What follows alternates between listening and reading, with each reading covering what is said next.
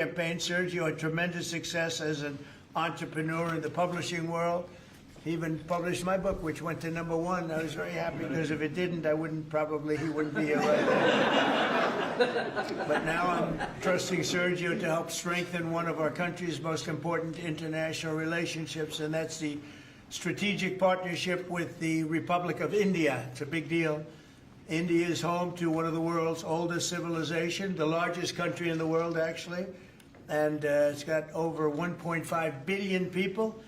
And we have a fantastic relationship with the Prime Minister, Modi, and Sergio's only enhanced that because he's become already friendly with the Prime Minister, knowing that Sergio is going to be the ambassador they would call constantly to say, let's get to know this man, and they like what they see. So I know you're going to have a great success over there. It's a very important relationship. But it's also the fastest growing middle class, and it's an important economic and strategic security partner in the Indo-Pacific region. It's an amazing country, actually. 1.5 billion people. China has 1.4 billion. Those are two big countries. As ambassador, Sergio will work to fortify our country's bond, promote investments in key U.S. industries and technologies, increase American energy exports, and expand our security cooperation. And you know, we're making a deal with India, a much different deal than we had in the past. So right now they don't love me, but they'll love us. Again, we're getting a fair deal, just a fair trade deal. We had pretty unfair trade deals. They're very good negotiators, Sergio, so you have to take a look at that, if you would, please. But we're getting close, Scott. I think we're pretty close to doing a deal that's good for everybody, right? In the old days, do you think Biden would ask that question? I don't think so. They'd say, how are we doing with India? He didn't know about India. He didn't know a damn thing. But that's okay. We had him. Likewise, in Sergio's role as special envoy to South and Central Asia, he'll be a key emissary to a very important group of nations at the crossroads between East and West. And last week, I was honored to host the leaders of 5 Central Asian countries here in the White House. And Sergio will be helping with all of that. We had an amazing meeting the other night at the White House, and I'm confident that Sergio will do an outstanding job and make our country and all of his friends very proud. But I'm very proud of Sergio. I've known him for a long time, and he's a great guy. And most people love him. Some people don't like him so much. I'll be honest with you, Sergio. That's it. Some people, when they don't like Sergio, they don't like him. But when they like him more than anybody. But most of them really are the like category. And I just want to say that I think he's going to be an outstanding representative for the United States of America. And it's a big deal. Being the ambassador to India is a big deal. So, Sergio, congratulations. I know you're going to do a fantastic job. Thank you.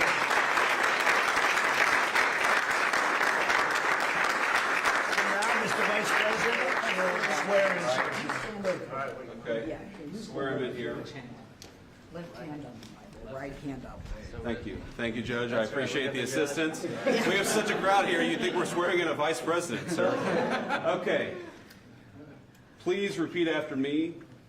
I, Sergio Gore, I, Sergio Gore, do solemnly swear do solemnly swear that I will support and defend the Constitution of the United States that I will support and defend the Constitution of the United States against all enemies, foreign and domestic, against all enemies, foreign and domestic, that I will bear true faith and allegiance to the same, that I will bear true faith and allegiance to the same, that I take this obligation freely that I take this obligation freely without any mental reservation without any mental reservation or purpose of evasion, or purpose of evasion, and that I will well and faithfully and that I will well and faithfully discharge the duties discharge the duties of the office on which I am about to enter.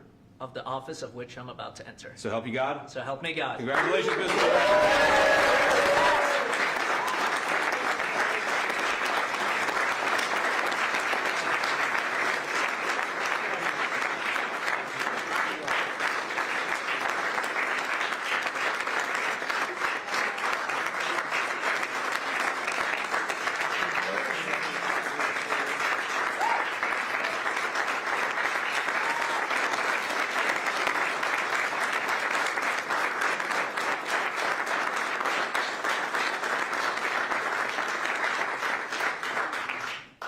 Mr. President, this is an honor of a lifetime. I want to thank first you, what you have done for this country before you came back in, the trouble that this country was facing. I mean, frankly, we were screwed.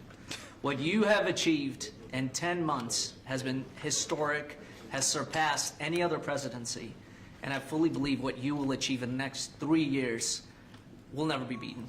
So it has been an honor to serve you. I've been at your side for many years. I will continue to be there. And it's just an incredible honor, and I look forward to enhancing the relationship between our two nations.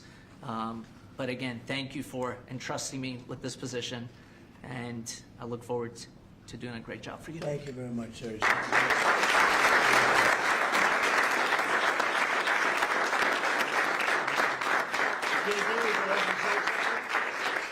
Well, thank you, sir. First of all, congratulations, Sergio. You're going to be a great ambassador, a great representative to the country of India, which the President and I both love. As a lot of you know, Sergio was a critical piece of what made the first 10 months such a great success. Obviously, the President's leadership is the most important thing, but you can't do a whole lot unless you've got good people around you. And Sergio did as much as anybody to ensure that the White House was staffed with the very best people, people who were loyal to the President, loyal to the country, and loyal to the agenda that we're trying to implement. So thank you all for being here. I think it's a great testament to you, Sergio, that you got multiple cabinet secretaries, Erica Kirk, the President of the United States. This crowd would not turn out for just anybody, but it turned out for Sergio Gore. You're going to do a hell of a job, man. Congratulations.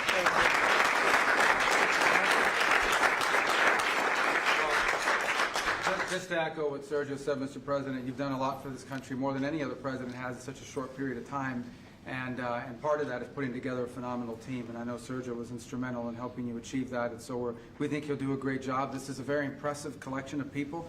There are almost 1.5 billion people in the Oval Office right now. But Sergio's going to do a phenomenal job. Those of us who've known him, so many of his friends that are here and family as well that know how hard he works, 24 hours, 7 days a week. And that's what it takes to work in this administration, because of how much you're pushing our country forward around the world and here at home. And we know Sergio will do a great job. So congratulations, Sergio. You're going to do a phenomenal job. Thank you. Thank you. Janine, please. Well, I'm very proud to be here with Sergio. My friend has been my friend for many years. He is someone who is loyal, he is trustworthy, and he works as hard as anyone I know. And Mr. President, there is in this room a group of people who love you, who believe in you, and who are so proud to be in this Oval Office and to be part of this amazing day, because you have changed the course of America. You, and thank you, Sergio, for what you've done. God bless you both. Thank you very much.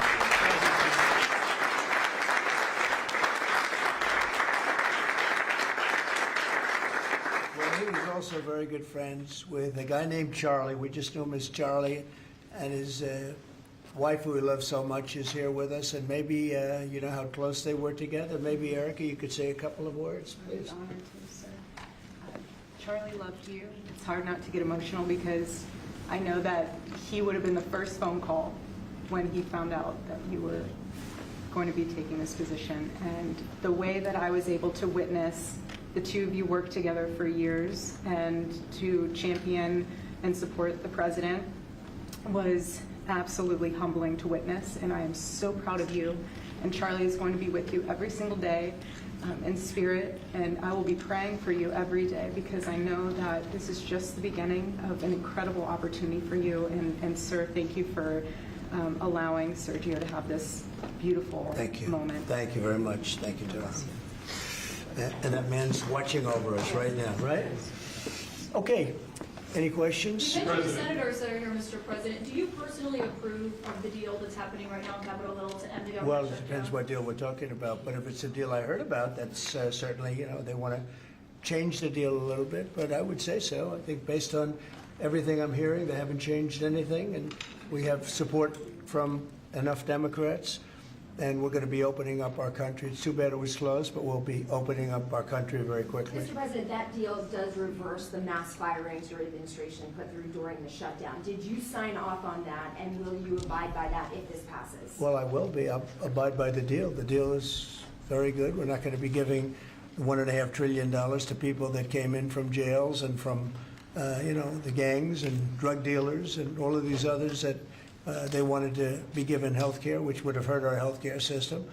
I hope that we're going to be able to have a health care where Lindsay and I were discussing it, Jim and I were discussing it, and Katie, we discussed it We want a healthcare system where we pay the money to the people instead of the insurance companies. And I tell you, we're going to be working on that very hard over the next short period of time, where the people get the money. We're talking about trillions and trillions of dollars, where the people get the money. Yes, please. Syria, the Syria president, sir, could you update us on your meeting? Did you come to any agreements?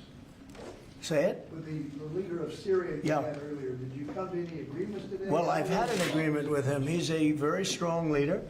He comes from a very tough place, and he's a tough guy. I liked him. I get along with him, the president, the new president of Syria. And we'll do everything we can to make Syria successful, because that's part of the Middle East. We have peace now in the Middle East, first time that anyone can remember that ever happening. And,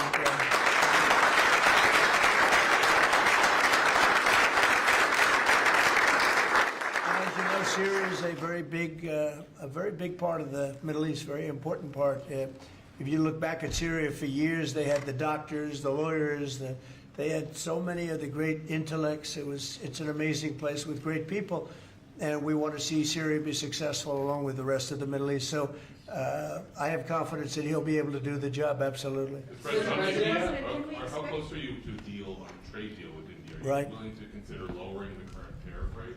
Well, right now the tariffs are very high on India because of the Russian oil, and they've stopped doing the Russian oil. It's been reduced very substantially. Yeah, we're going to be bringing the tariffs down on India. What kind of level are we talking about here? I mean, How at close some are you? point, at some point, we're going to be bringing them down. Without tariffs, this country would be in such trouble, as they were for many years. That's why we owe $38 trillion. And one of the things we're going to do, we're going to issue a dividend to our middle income people and lower income people of about $2,000. And we're going to use the remaining tariffs to lower our debt. We're going to be lowering our debt, which is a national security thing.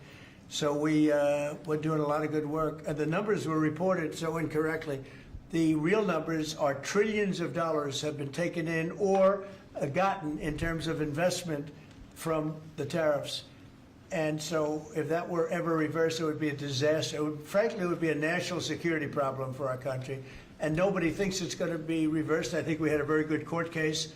As you know, it's before the Supreme Court right now. But if that were ever reversed, people are saying, oh, it's $1 billion. Some people said, oh, it's $2 billion. Well, that obviously we can handle very easily.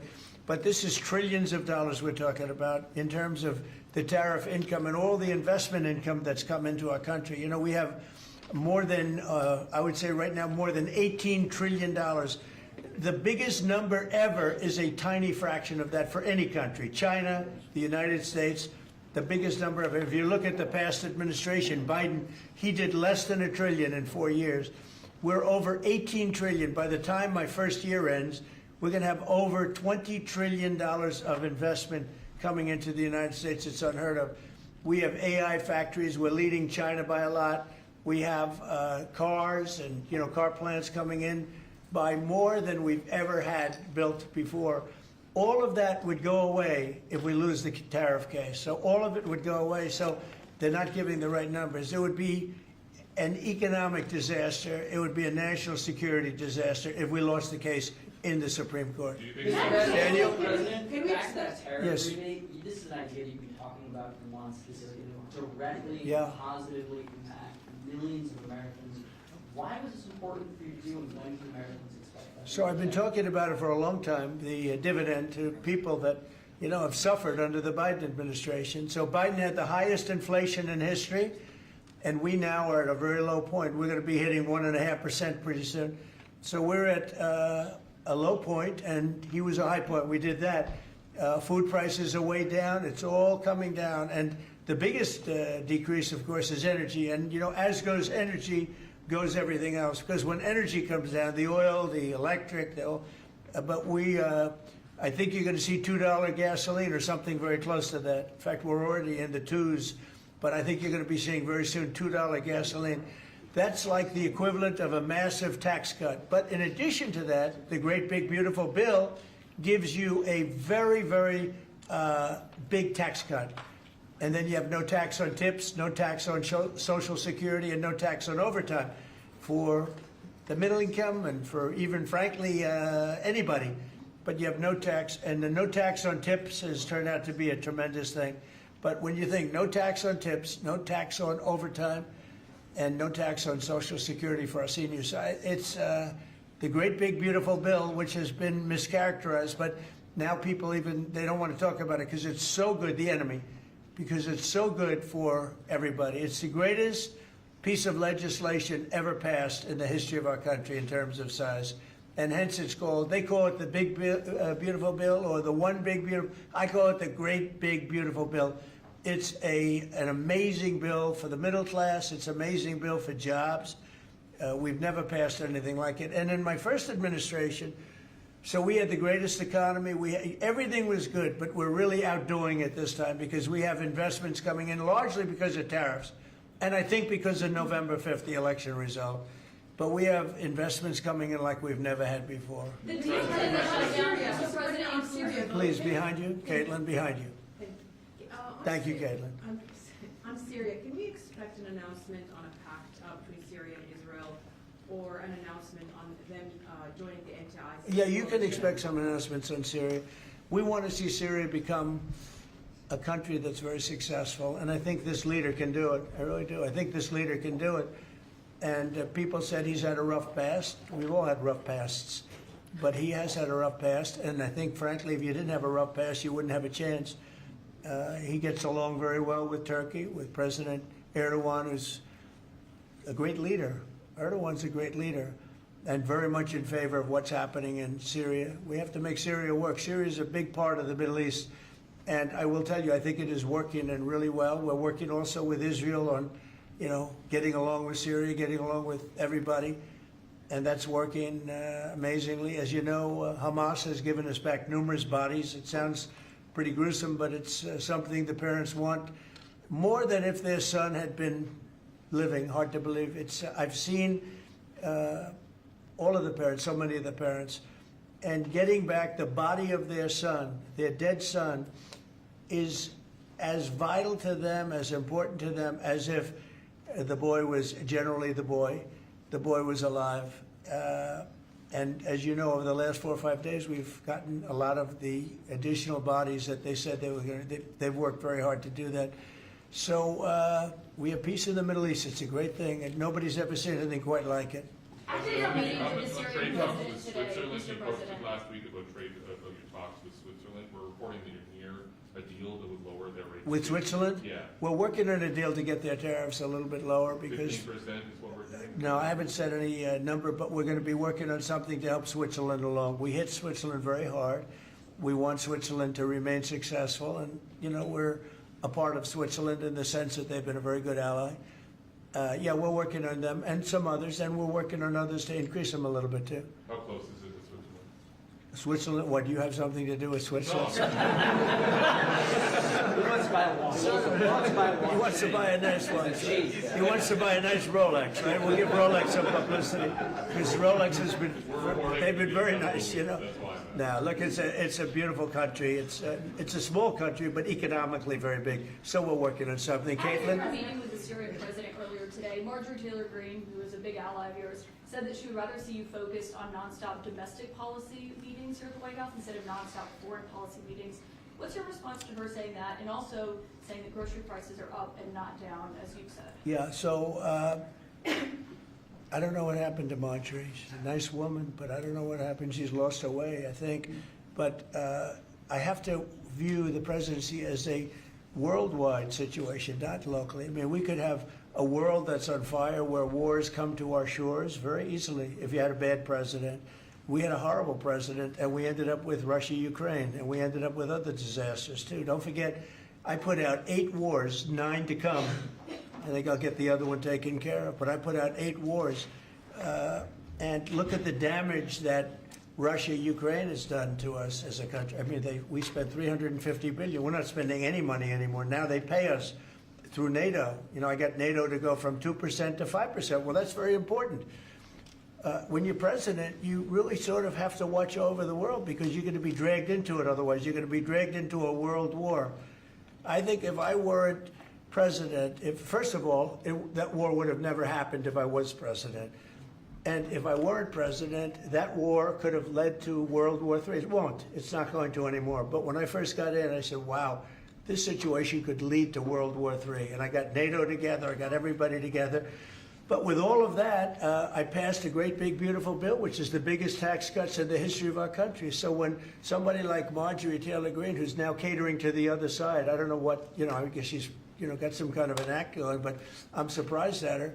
But when somebody like Marjorie goes over and starts making statements like that, it shows she doesn't know. I don't devote a lot of my time. Let me give you another example. China. China was going to hit us with rare earth. Now, everybody says, so what does that mean? Magnets.